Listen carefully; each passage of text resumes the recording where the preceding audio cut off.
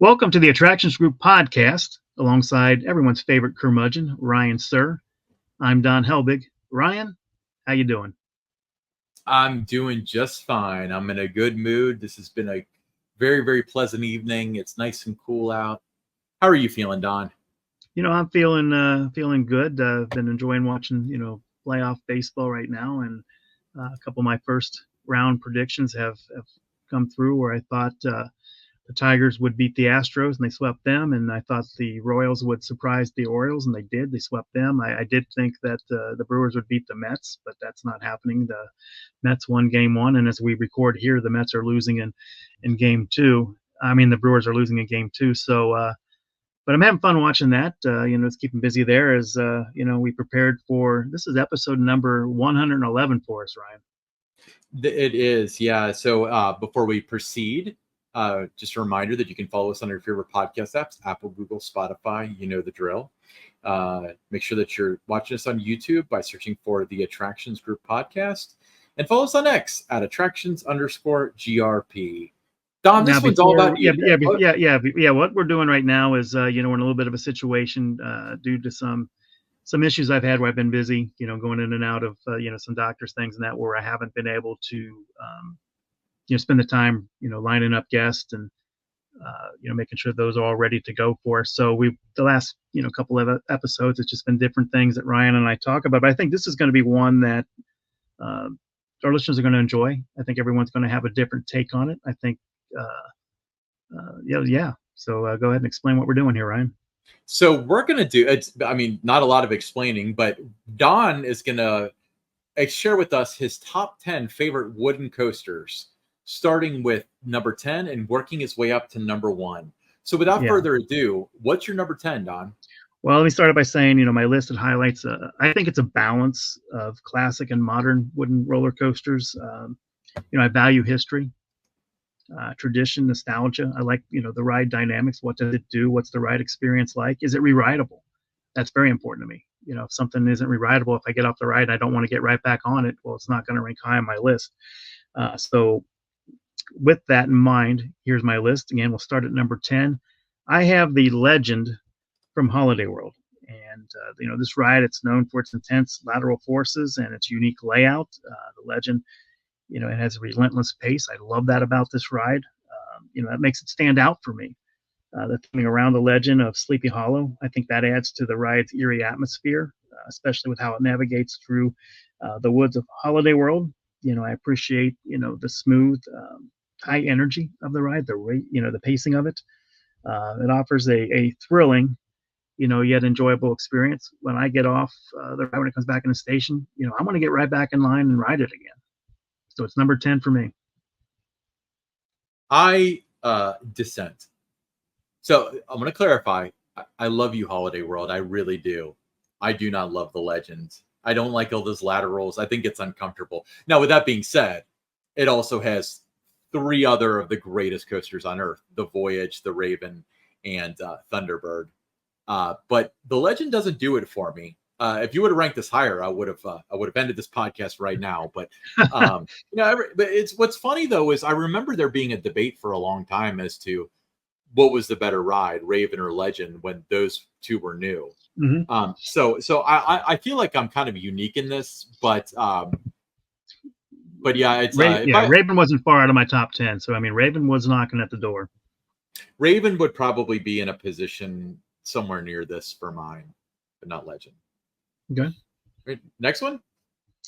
Number 9 for me, and this is a surprise. You do not see this ride showing up on many people's top 10 lists, but I have the Texas Stingray from SeaWorld San Antonio. I had a chance at the end of January to visit SeaWorld. I got my first rides on this. Absolutely love the Texas Stingray. I think it brings modern elements to the classic wooden roller coaster. It's a rare collaboration between a marine park and wooden coaster design. It blends speed, great airtime, smoothness, a lot of unexpected twists and turns, along with the stunning setting of SeaWorld. It's just beautiful. And for me, it makes it a must-ride wooden roller coaster. I loved it. Couldn't get enough of it. I think it's a fantastic ride. So it checks in at number 9 on my list. Yeah, I'll take your word for it. But, everything I've seen about this is a GCI, right? Correct. Yeah, so you can't go wrong with a modern GCI. Wonderful. Mystic Timbers, Thunderhead, White Light. I mean, just so many out there that are just top notch. Yeah, a I lot of imagine, surprises for me on this. Yeah, I wasn't expecting it. I thought it would be, along the lines of a Mystic Timbers or Prowler, which were again just, those are great rides. But I thought this one was just, just excellent in every way. And I had the opportunity to ride it, before it got dark. So like a lot of great wooden roller coasters, two different ride experiences. There's the ride in the daytime where you can kind of see what's coming up ahead and prepare for it.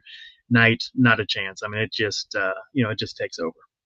GCIs do make great night rides because of the chaotic throwing your body around and stuff. Like it just adds to the legendary way that those things feel at night. But anyway, number 8.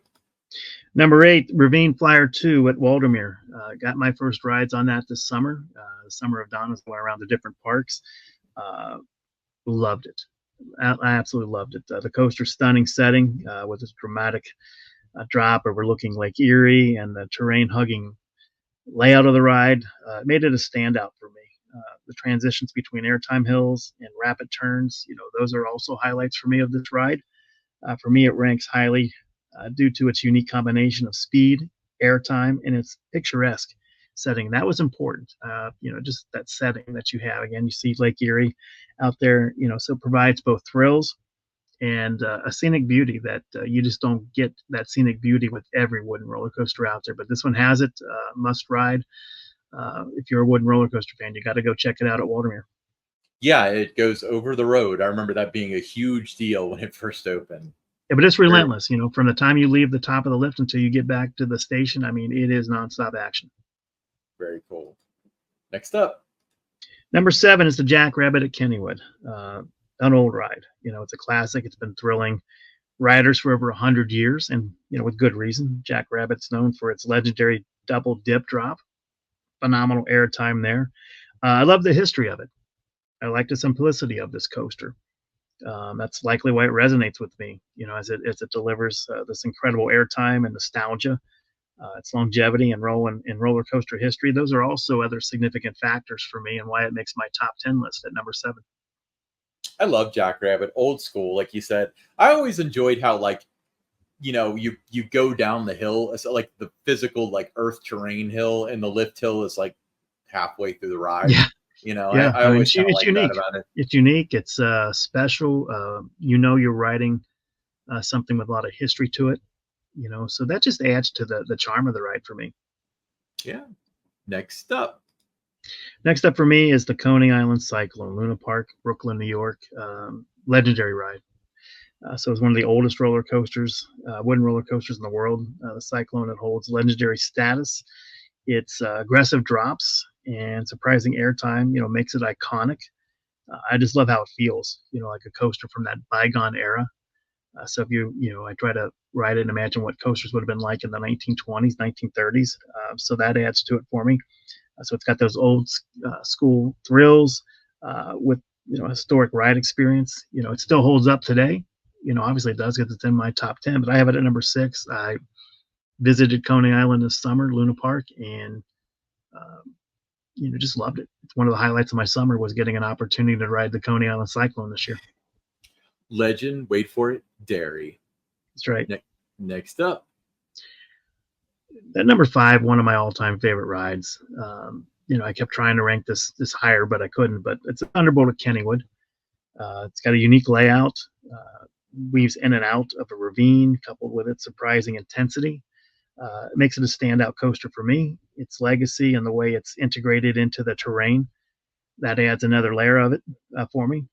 That I appreciate that depth there that it has, and it just balances, the thrilling drops and the tight turns that really engages me in unexpected ways. It was one of the first coasters that I rode outside of Kings Island, my first roller coaster trip.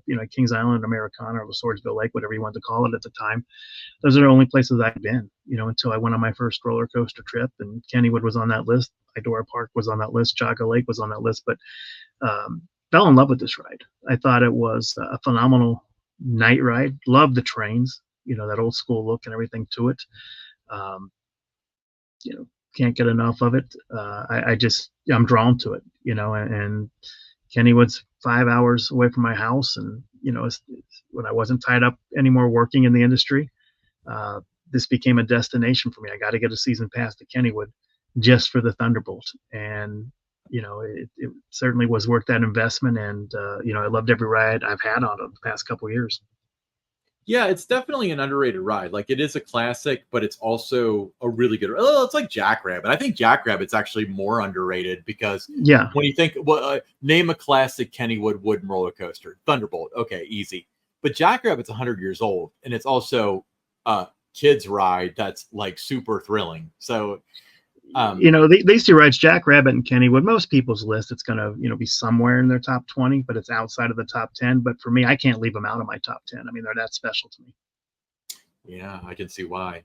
Next up is the Phoenix at Knoebels. Now, this ranks, number one on the Golden Ticket Awards for the best wooden roller coaster, has for a few years now. And it deserves that kind of ranking. It's often celebrated for its abundance of airtime. I mean, it's amazing. One of the best airtime machines out there. It's a smooth ride. And, I agree with all those consensuses that are out there about how great this ride is. I think what makes Phoenix special in a lot of ways is it's old school with the old buzz bars. I think that adds to the charm of it. You celebrate a little more freedom there during those airtime moments. The way the coaster was lovingly restored, and moved to Knoebels. I think that also speaks to my appreciation for this ride and, the preservation of classic roller coasters. So it's always going to have a special place in my heart. There's no way I could have left this out of my top 10. It's in that argument. Once you get inside my top 5, I could have flipped any of these around and felt good about my decision. It was hard. I spent a lot of time. I really did, trying to come up with this list. And, it was very hard for me to put it at number 4. It's an outstanding ride, but for a lot of people, it's higher. It might be number 1 or 2 on their list, but, certainly a ride that I appreciate, I love, and it comes in at number 4. Next up, number 3, Thunderhead at Dollywood. Fantastic ride. Prime example of a well-executed wooden roller coaster that incorporates modern engineering. The Thunderhead delivers nonstop action from start to finish. That's very important to me. I don't like rides that have a lot of, mid-course brake runs and all those kind of things. I think that kind of ruins the moment sometimes on some coasters. Some coasters need it, and you appreciate that. But this is one of those ones that it's aggressive. With the pacing, it's a near perfect combination of those airtime and turns that really impress me on this ride. In many coasters as I've ridden, it's hard to impress me sometimes, but this one does it every time I ride it. It's a wooden roller coaster that feels modern without losing the essence of the classic roller coaster experience. So it's like a throwback in a lot of ways, but it's got all those, modern, elements to it. It's a must ride for me when I go to Dollywood. And, I feel really good about having it in my top 3. It's a great ride. I like how it's got the previous generation Millennium Flyer trains because it's like sitting on a couch. Mm-hmm. Kentucky Rumbler has the same trains. I think that's really exactly cool. Yeah, it's really a comfortable ride, and especially if you ever get there at Dollywood and they've just had like a light rain, a mist or something, that's a perfect time to ride it. Just really enhance the experience, and it's a great night ride too. Yeah, it really is. Next up, the Beast at Kings Island. This ride has been climbing in the charts, staying in the top 10 since the Golden Ticket Awards with Amusement Today. Since those were introduced in 1998, it's always been in the top 10. But this one for me, I think, my deep connection to Kings Island, I think that plays part of it here, why I've got it at number 2. But the Beast, undeniably, it's a classic. It's lengthy, world's longest wooden roller coaster. It's terrain hugging with the layout. You've got that sensation of speed throughout the woods. I think that creates a legendary ride experience. It feels like it's, going faster than it is. It hits a speed of around 65 miles per hour, but it certainly feels a lot faster than that, especially going through that helix at the end. The nighttime ride, through the woods, that especially to me sets the Beast apart from other wooden roller coasters out there. I don't know that there's another night ride, like it. It's a one of a kind experience. You only find that on the Beast with the way this ride is laid out, the design of it. Nothing else is even close. It's in a league by itself with its design and just the length and all those other elements that come with it.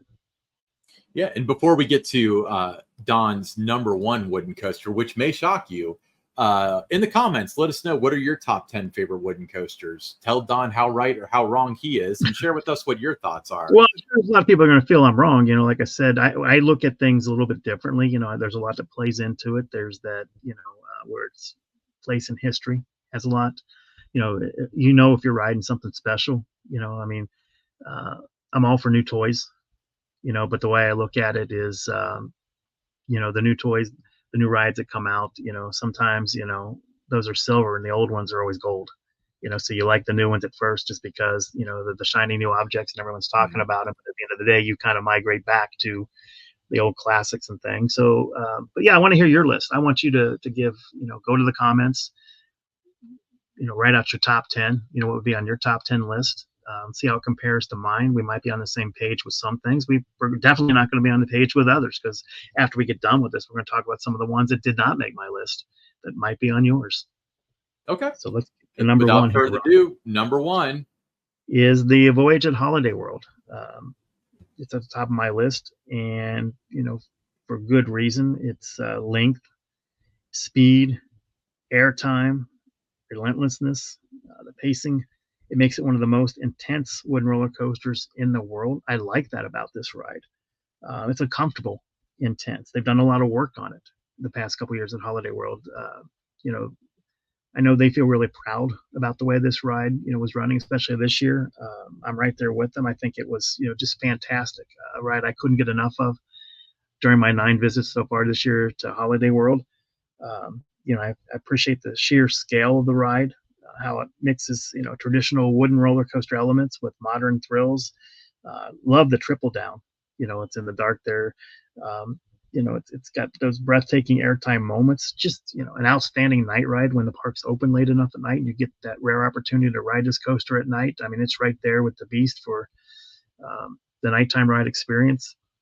I had the opportunity to do some trimless rides on the Voyage this year. That takes it to a whole new level. But even without that, when it is trimmed, I mean, it's still fantastic. I went back and forth for, since this ride was introduced. It was always in my top 3, but it really cemented itself, this year. You and I were there on media day for Good Gravy and had a chance to ride the first rides of the year on the Voyage that the park gave, and just blown away. And that kind of cemented it that day that it, now that I had the last year and a half had time to get back out to some of these parks and re-ride some of these coasters that I loved, that, it was cemented again, back at number 1. And, if you're a fan of wooden roller coasters, you're not going to go wrong, going to Holiday World. They've got 3 fantastic coasters.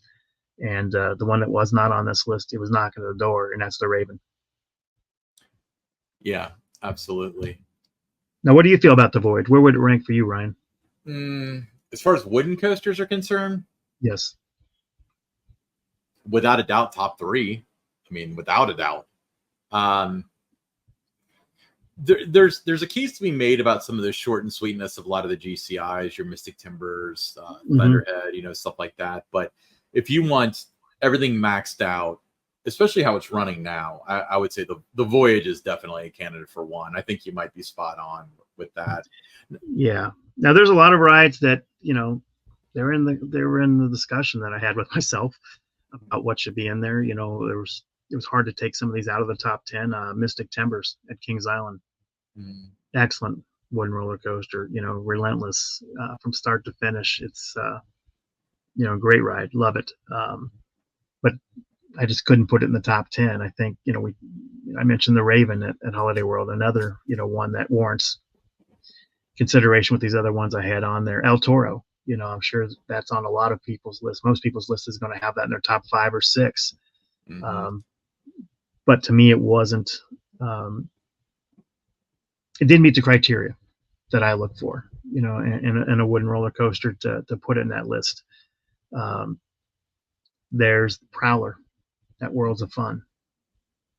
Boulder Dash, it's another one that's excellent. So there's a lot of them that, the argument can be made it's a top 10 coaster, but I had to pick 10.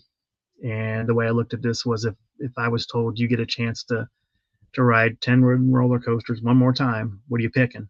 And that's what my top 10 list is. Those are the 10 that I would pick. So for me, I think additions would be probably Raven and Mystic Timbers would be in my top 10. Now, admittingly, I haven't ridden all of these, but I'm surprised the Racer didn't make the cut. Love the Racer. It's a favorite. Obviously, if someone said, what's your favorite wooden roller coaster, it's the Racer, because there's just so much history and me in that ride, the different things I did on it, riding it over 12,000 times.